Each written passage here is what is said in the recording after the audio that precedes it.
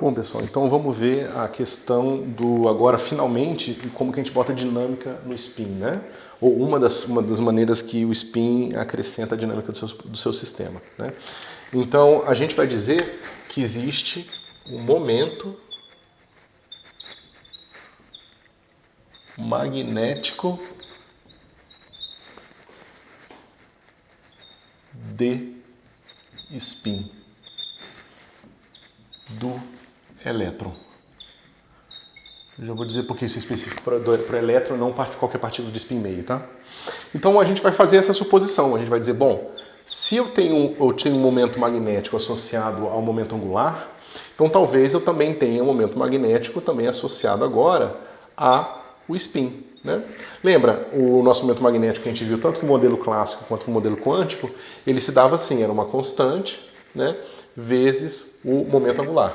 Como a gente sabe que o S se comporta como momento angular, porque é o mesmo grupo, vem como geradores do grupo de rotação, a gente espera que isso aqui seja verdade, né? Eventualmente, quando vocês virem mecânica quântica relativística e virem a equação de Dirac, vocês vão ver que a equação de Dirac você encontra esse momento magnético naturalmente dentro das equações, tá certo? Enquanto aqui, sem a presença da equação de Dirac, fica mais difícil, a gente tem que fazer uma coisa mais empírica, no sentido de que você pode propor isso e medir no laboratório depois, né? O que a gente vai fazer agora é dizer que essa constante, gama, a gente sabe como é que ela é no caso clássico, né? Ela é assim, menos a carga, agora a gente está falando do elétron, a carga do elétron, dividido por 2 vezes a massa do elétron, eu vou botar só m aqui, tá? Vezes a velocidade da luz. E o que a gente vai fazer é o seguinte, por que a gente vai botar esse número aqui se a gente não sabe quem é gama? É porque esse cara aqui ele já tem as unidades certas. E se o spin não for muito diferente do momento angular, então a gente espera que seja próximo disso. Mas como a gente não sabe com certeza o que é, a gente deixa um fator G aqui, que pode ser ajustado empiricamente. Ou seja, a gente propõe esse acoplamento, vai no laboratório, faz inúmeros experimentos e fita, né, e calcula o melhor ajuste dos seus dados para valores diferentes de G, para valores de G, encontra qual é o G que melhor descreve seus experimentos, né? Então esse aqui é o fator giromagnético, tá certo? Bom, a gente sabe que no caso orbital ele é igual a 1, né? E a gente vai ver que aqui no caso do spin, a gente vai ver, não, eu vou falar para vocês quanto que ele é no caso do spin, e como eu disse para vocês, você pode deduzir esse cara aqui do ponto de primeiros princípios usando a equação de Dirac, tá certo? Então vamos lá. Bom, se isso aqui é o nosso momento magnético, então a gente tem aqui que a nossa newtoniana de interação, ela vai ser uma coisa do tipo menos μ escalar b, tá certo?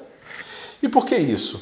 Porque, na verdade, esse cara aqui ele vai ficar GE sobre 2mc e aqui é S escalar b, tá certo? Então aqui a nossa suposição, porque isso aqui, como eu falei para vocês, é uma construção, né?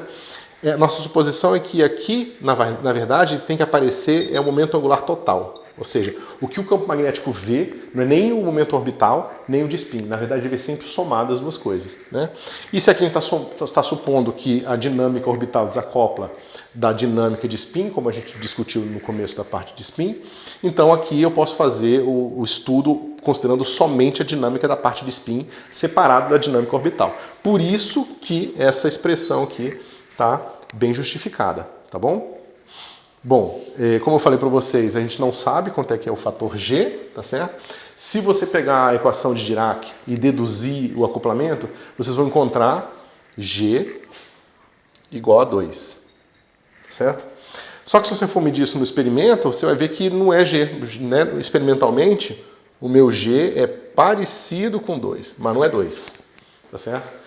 E por que não é 2? Porque a equação de Dirac é só o primeiro passo, né? A equação de Dirac, você tenta fazer uma mecânica quântica relativística com ela e você não consegue. Você tem os mesmos problemas que tem em Klein-Gordon, né? Ou outras tentativas de mecânica quântica relativística, que é basicamente você não consegue ter uma teoria de mecânica quântica no sentido de uma probabilidade que evolui de forma unitária, ou seja, se preserva. Você sempre continua podendo interpretar aquilo como uma probabilidade, já que as integrais sempre se somam a 1, né? Então, você precisa ir para a teoria de campos. Quando você vai para a teoria de campos, o que acontece é que esse acoplamento ele fica mais complicado porque o elétron ele não é só o elétron, né? O elétron ele tem também que se levar em consideração o elétron livre, que eu quero dizer, né? O elétron livre de interações eletromagnéticas. O elétron está sempre interagindo com o campo eletromagnético e o campo eletromagnético está sempre aí porque, mesmo no vácuo, existem flutuações do campo eletromagnético. Então, você vai ter todos os diagramas de Feynman, que é a forma que a gente estrutura a teoria de perturbação. Então, esses diagramas de Feynman descrevem outras maneiras que o seu elétron se propaga, né? E uma dessas maneiras é o elétron, né, que vai ter um diagrama em que ele vai emitir um fóton, depois reabsorver o fóton. São vários diagramas complicados que você soma e aí você encontra um número parecido com 2, tá? E esse número é super bem medido experimentalmente e concorda em todas as casas medidas com o experimento. Então digamos, um resultado fantástico teórico que concorda com um resultado muito bom experimental também, tá certo? Bom, então, tirando isso aqui do caminho, a gente volta para a nossa interação, né? E vamos ver como que ela age mesmo, né? Como eu falei para vocês, a gente tem aqui a nossa newtoniana de interação. Opa. E ela vai ser menos gama SB, né? Vamos botar aquele mesmo campo magnético B na direção Z, né? E agora a gente vai usar o G igual a 2 para simplificar a nossa vida, tá certo? Então, nesse caso aqui, a gente não vai usar as correções de teoria quântica de campos, a gente vai usar simplesmente o G igual a 2 e nosso gama vai ficar menos E sobre MC, tá certo? Bom, a gente sabe que a nossa função de onda psi num tempo t qualquer pode ser encontrada aplicando o propagador, né, na nossa função de onda inicial. É uma das formas de você reescrever, digamos, uma forma integral da equação de Schrödinger, né? Bom, a gente sabe que o nosso propagador também é dado pelo quê? Exponencial de menos I HT sobre H cortado, né? Nesse caso, o nosso H é dado por isso aqui, então isso aqui vai ser igual a exponencial de I gama T S escalar B, certo? Sobre H cortado. Então, novamente, a gente está fatorando, né? Está usando somente a parte de spin da dinâmica, né? Então, o que isso aqui está fazendo com o nosso estado inicial, né? Vamos ver. Deixa eu ver. Vamos pegar, como a gente já pegou anteriormente, o nosso B como sendo simplesmente aquele B constante E3. Tá certo? Então, isso aqui vai ser exponencial de I gama T, e aí o meu vai ficar SZ, né? B sobre H cortado.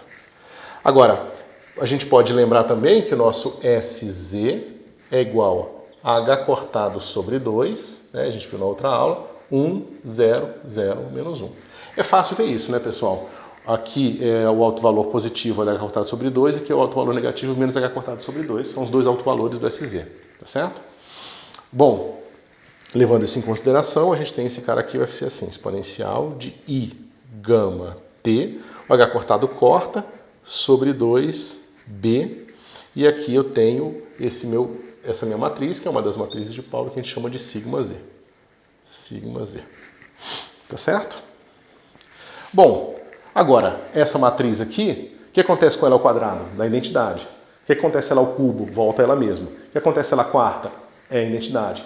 E a quinta é ela mesma. Então, você tem esse processo que vai alternando.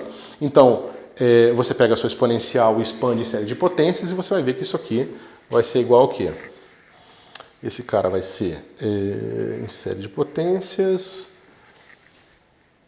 Você tem a parte que multiplica esse cara aqui. Então vai ficar assim, cosseno desse cara aqui, que vai ser gama T B sobre 2, mais I sigma Z seno de gama T B sobre 2, tá certo? Mas aqui é fácil, né? Esse cara aqui, ó, vai ser cosseno mais I seno com esse cara aqui. E cosseno menos I seno. Ou seja, esse cara aqui vai ser assim. Exponencial de I ômega 0 T sobre 2, eu já escrevi ômega 0 aqui. E aqui vai ser 0, 0 exponencial de menos I ômega 0t sobre 2, tá certo? Onde o meu ômega 0 vai ser justamente... Espera um pouquinho, eu perdi alguma coisa aqui. Espera aí. Isso, não, tá certinho. Né? Meu I gama 0 aqui, tá certo? Ou seja, eu tenho essa frequência aqui, que está associada justamente ao gama B, né? Gama B, isso. Né? E esse cara vai estar girando o meu spinor de alguma forma, né? Ou seja, o meu U, que vai ser nada mais do que essa combinação, que é essa matrizinha aqui, vai estar sendo aplicada no meu estado inicial, certo? A gente viu que o nosso estado inicial, com spin numa direção, spin up numa direção arbitrária, ele pode ser escrito assim, né? O psi0, em notação matricial, a gente deduziu isso aqui, da cosseno de θ sobre 2, exponencial de menos I φ sobre 2, e aqui seno de θ sobre 2, exponencial de mais I φ sobre 2. Tá certo? Então lembra, esse cara aqui é um estado de spin up numa direção n seta, que é uma direção normal qualquer, né? Escrita aqui n seta como sendo aquilo que eu falei para vocês. Seno θ cosseno φ, seno θ seno φ e cosseno θ. Tá certo? Então esse estado representa um spin up nessa direção aqui. Certo? Agora, a hora que eu aplicar essa matriz de rotação ali, o que vai acontecer? Ela é diagonal, então muda só esses caras aqui. Então vai ficar assim, ó. Psi U, psi0, que é o meu psi, vai ser igual a cosseno de θ sobre 2, exponencial de menos I φ. Aí botar assim, φ... Eu não sei nem porque eu botei esse ômega 0 aqui, mas vamos botar aqui do jeito que estava. Menos gama B, tá certo? Gama BT. Gama BT sobre 2. E aqui é a mesma coisa. θ sobre 2, exponencial de mais φ I φ menos gama BT sobre 2. Tá certo? E aí como é que a gente interpreta isso? Veja. Como aqui a estrutura não mudou, o ângulo θ continua o mesmo. Ou seja, aqui a gente tem, digamos, que esse cara tivesse spin com certa direção aqui, com um ângulo θ em relação ao nosso E3, tá certo? Esse cara aqui é o meu E2 e esse cara aqui é o meu E1, tá certo? E esse cara aqui, digamos que ele tem um certo ângulo aqui de 1 para 2, que é o φ, tá certo? E o que vai acontecer quando o tempo passar é que esse ângulo muda. Então esse negócio está girando em torno do E3. Então aquele mesmo resultado clássico que a gente tinha visto do modelo análogo se repete aqui. Tá vendo? Se vocês lembrarem lá, eu já tinha botado o ômega aqui por causa disso, mas não foi uma boa não. Você vê que o ângulo que esse negócio está ganhando é esse cara aqui, o ômega B, que é o mesmo ômega 0 que a gente calculou lá no primeiro modelinho clássico análogo. Tá certo? Então vocês veem que... Por mais que agora a gente esteja falando de grau de liberdade de spin, o efeito da dinâmica quântica é o mesmo, é o muito parecido, né? Não é o mesmo porque agora é uma dinâmica quântica, com o caso clássico. No caso clássico, o nossa espira ia ficar girando assim, ou seja, o momento angular dela ia girar em torno do campo magnético, né? Enquanto a espira ia fazer um movimento complicado associado. Né? E aqui no caso quântico de spin, o spin da partícula que estava apontando com uma direção com ângulo θ em relação a z, vai girar em torno do eixo z agora, da mesma forma que o caso clássico. Né? Lembrando que agora é grau de liberdade de spin e antes era um grau de liberdade clássico. Tá certo, pessoal? Então, isso aqui é o primeiro gostinho de como você tem dinâmica de spin, como você justifica, deduz e quais são os resultados os primeiros resultados interessantes que você pode obter desse tipo de dinâmica.